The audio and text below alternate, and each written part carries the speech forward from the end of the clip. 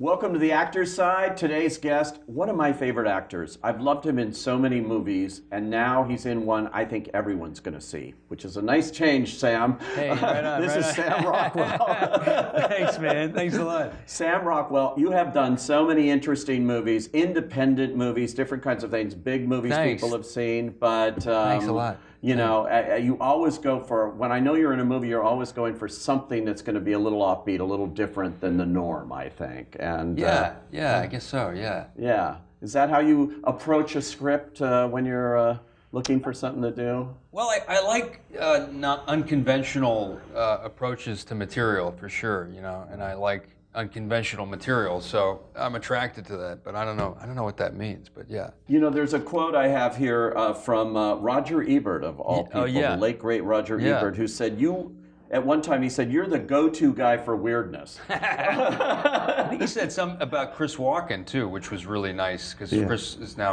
a friend of mine, and he was talking about the roles that Chris might have gotten, maybe I can take over. Oh yeah, you know, which is a great compliment. It's a very, very nice thing to say. Yeah. Yeah. Do you think? I mean, you've done so many interesting, different kinds of roles. Not afraid to play unlikable characters. I mean, look at The Green Mile for one.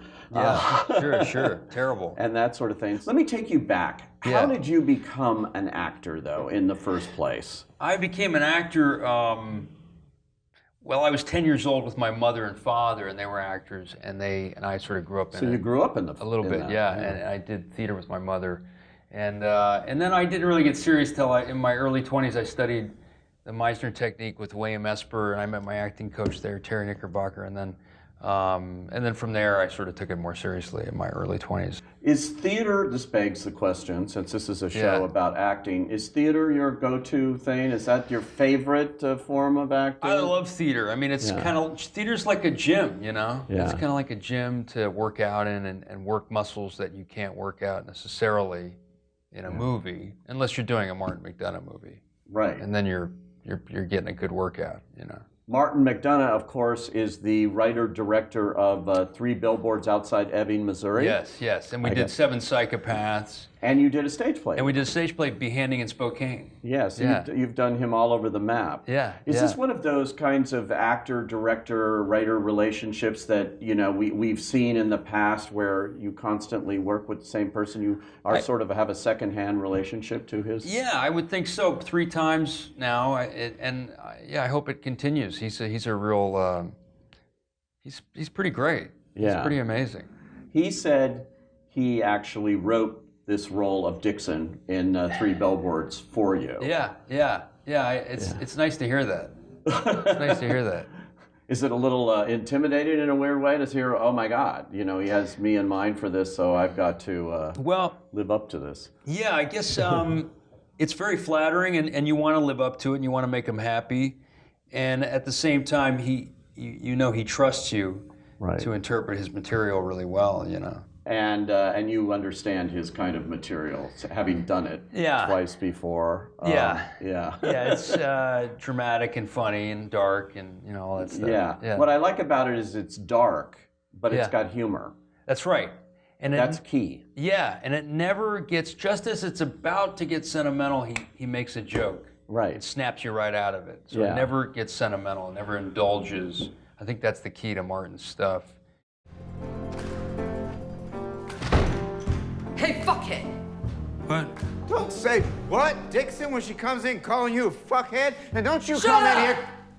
You get over here. No, you get over here. All right. What? Don't, Dixon! What? You do not allow a member of the public to call you a fuckhead in the station house. That's what I'm doing. I'm taking care of it in my own way, actually. Now get out of my ass. Mrs. Hayes, have a seat. What is it I can do for you today? Where's Denise Watson? Denise Watson's in the clank. On what charge? Possession. Of what? 2 marijuana cigarettes. Big ones. When's the bail hearing? I asked the judge not to give her bail on account of her previous marijuana violations, and the judge said, sure. You fucking prick. You do not call an officer of law a fucking prick in his own station house, Mrs. Hayes. Or anywhere, actually. Was with a new attitude, Dixon. Your mama been coaching you? No. My mama doesn't do that. Take him down. You hear me?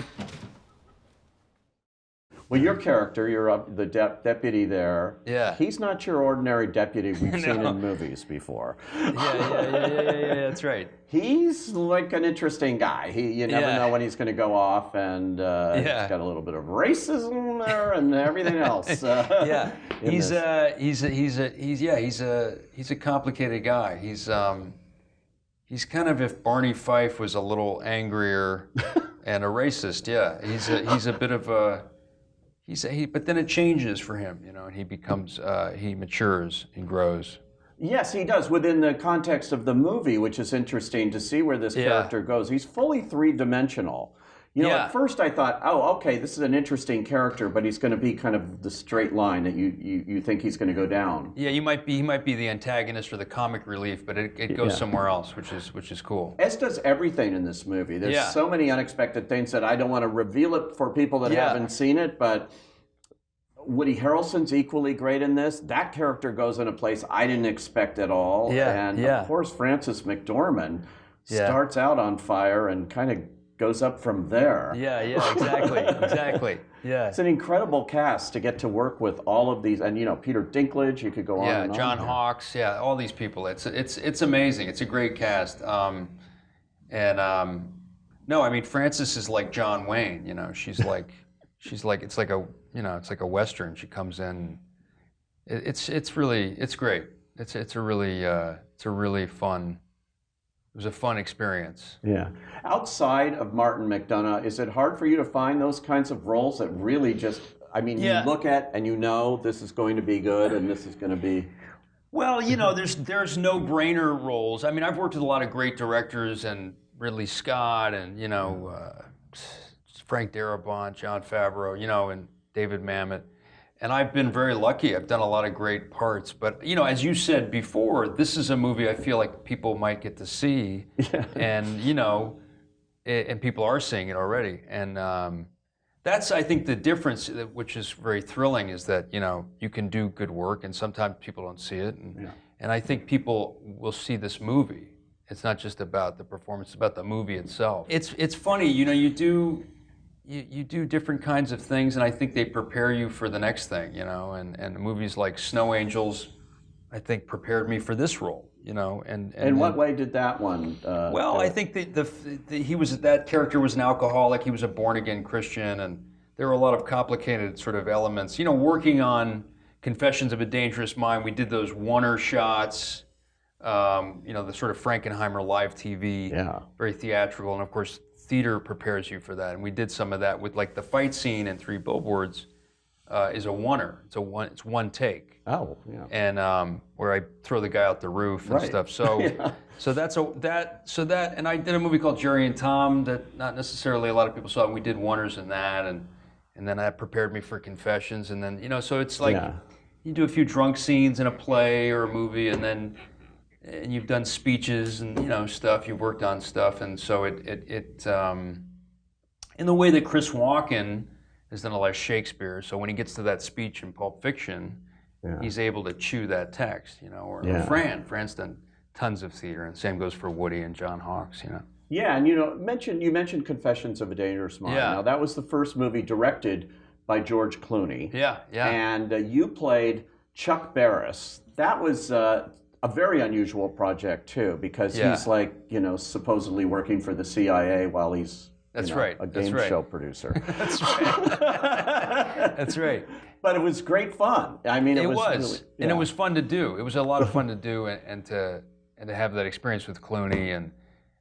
What was that like, him as an actor making his directorial debut? Oh, it was great. I mean, we spent like 2 years together, you know, doing the movie, promoting it, and so we spent a lot of time together. And if it wasn't for him and Soderbergh, I wouldn't have gotten that part. And he's a very generous guy, and I learned a lot from him as an actor director. You know, I learned a lot. One of the movies that did have a lot of buzz and you got a lot of recognition from critics groups for was another film I wanted to mention to you. There's so many of them. Sam Rockwell's resume. You know, Moon. I have all day. But Moon. Oh, Moon, was yeah. such well, an yeah, interesting thank you, movie, thanks. and that was really a one-man Thanks. show, essentially. Yeah. Yeah, that was really exciting.